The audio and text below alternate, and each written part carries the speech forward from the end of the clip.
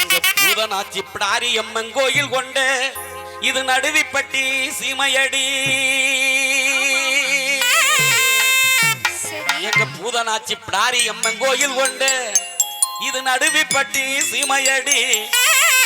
இந்த ஊரை தாண்டி கணத்துக்குள்ள எனக்கு முடக்கா பேசுனாக்க இந்த ஊரை தாண்டி கணத்துக்குள்ள வெட்டி போடு வண்டி. அடி புருஷங்காரம் பக்க வந்தா கைய ஓங்குற, புருஷங்காரம் பக்க வந்தா கைய ஓங்குற.